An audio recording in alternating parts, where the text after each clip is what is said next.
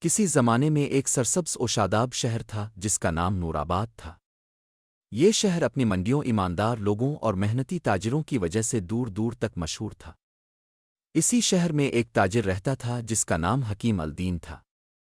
وہ عمر میں 45 برس کا درمیانے قد کا سادہ لباس پہننے والا مگر نہایت ذہین انسان تھا۔ حکیم الدین کا شمار شہر کے کامیاب تاجروں میں ہوتا تھا، لیکن اس کی کامیابی کی اصل وجہ دولت نہیں بلکہ اس کی دانشمندی، صبر اور ایمانداری تھی۔ وہ ہمیشہ کہا کرتا تھا، کاروبار صرف نفع کا نام نہیں بلکہ اعتماد کا دوسرا نام ہے۔ ابتدائی دن حکیم الدین کا تعلق ایک غریب خاندان سے تھا۔ اس کے والد ایک چھوٹی سی دکان چلاتے تھے جو زیادہ تر وقت خسارے میں رہتی تھی۔ جب حکیم الدین 12 برس کا تھا تو اس کے والد کا انتقال ہو گیا۔ گھر کی ذمہ داری اچانک اس کے کندھوں پر آ گئی۔ اس نے تعلیم چھوڑ کر اپنے والد کی دکان سنبھال لی۔ ابتدا میں اسے سخت مشکلات کا سامنا کرنا پڑا۔ گاہک کم آتے، سرمایہ محدود تھا اور ارد گرد کے تاجر اکثر اسے دھوکہ دینے کی کوشش کرتے۔ لیکن حکیم الدین نے ہمت نہ ہاری۔ وہ ہر روز دکان کھولنے سے پہلے یہ دعا کرتا، اللہ مجھے ایمانداری اور سمجھ عطا فرما۔ عقل مندی کا پہلا امتحان۔ ایک دن شہر میں قحط کی خبر پھیل گئی۔ اناج کی کمی ہونے والی تھی۔ زیادہ تر تاجروں نے فوراً اناج ذخیرہ کرنا شروع کر دیا تاکہ بعد میں مہنگے داموں بیچ سکیں۔ حکیم الدین کے دوست رشید نے اسے مشورہ دیا، یہ موقع ہے امیر بننے کا، سارا اناج خرید لو۔ مگر حکیم الدین نے سوچ سمجھ کاف رے جواب دیا، اگر میں نے لوگوں کی ضرورت کے وقت ناجائز فائدہ اٹھایا تو دولت تو مل جائے گی مگر اعتماد ختم ہو جائے گا۔ اس نے اناج مناسب قیمت پر بیچنا جاری رکھا۔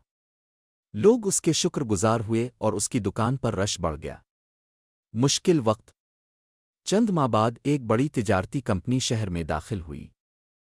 اس کمپنی نے کم قیمت پر سامان بیچنا شروع کیا جس سے چھوٹے تاجروں کا کاروبار متاثر ہونے لگا۔ حکیم الدین کی آمدنی کم ہو گئی۔ کئی راتیں وہ جاگ کر سوچتا رہا، کیا میں بھی دوسروں کی طرح دھوکہ دہی شروع کر دوں؟ مگر اس کے ضمیر نے اسے اجازت نہ دی۔ اس نے اپنی حکمت عملی بدلی۔ اس نے گاہکوں سے بات چیت بڑھائی، ان کی ضرورت کو سمجھا اور سامان کے ساتھ اچھا برتاؤ بھی فروخت کرنے لگا۔ وہ کہتا، سامان تو ہر کوئی بیچ سکتا ہے مگر عزت اور اعتماد نہیں۔ ایک انوکھا فیصلہ۔ ایک دن ایک اجنبی شخص اس کی دکان پر آیا۔ اس نے قیمتی کپڑا خریدنے کی خواہش ظاہر کی مگر پیسے کم تھے۔ حکیم الدین نے کپڑا ناپا، مسکرایا اور کہا، آپ لے جائیں، باقی رقم جب ہو جائے دے دیجیے گا۔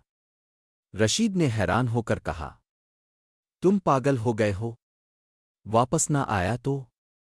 حکیم الدین نے سکون سے جواب دیا، اگر نیت صاف ہو تو نقصان بھی فائدہ بن جاتا ہے۔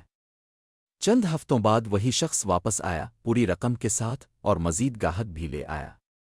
وہ دراصل ایک بڑے تاجر کا نمائندہ تھا۔ کامیابی کی نئی راہیں۔ اس واقعے کے بعد حکیم الدین کا کاروبار تیزی سے پھیلنے لگا۔ بڑے تاجر اس سے شراکت داری کرنا چاہتے تھے، مگر اس نے ہر معاہدہ سوچ سمجھ کر کیا۔ وہ کبھی جلد بازی میں فیصلہ نہیں کرتا تھا۔ وہ کہتا، جلدی کا نفع اکثر دیر کا نقصان بن جاتا ہے۔ چند برسوں میں وہ شہر کے معتبر تاجروں میں شمار ہونے لگا۔ لوگ اس کی رائے کو اہمیت دیتے تھے۔ آزمائش کا آخری لمحہ۔ ایک دن شہر کے حاکم نے تمام تاجروں کو بلایا۔ اس نے اعلان کیا، جو تاجر زیادہ ٹیکس دے گا اسے شہر کی سب سے بڑی منڈی کا ٹھیکہ دیا جائے گا۔ بہت سے تاجروں نے رشوت اور غلط طریقے اپنائے۔ حکیم الدین نے حصہ لینے سے انکار کر دیا۔ لوگوں نے کہا، تم نے سنہری موقع کھو دیا۔ مگر کچھ دن بعد حاکم کو دھوکہ دہی کا پتہ چل گیا۔ سب تاجروں کو سزا ملی سوائے حکیم الدین کے۔ حاکم نے اسے بلا کر کہا، تمہاری ایمانداری نے تمہیں سرخرو کیا۔ منڈی کا ٹھیکہ تمہیں بغیر شرط کے دیا جاتا ہے۔ انجام اور سبق۔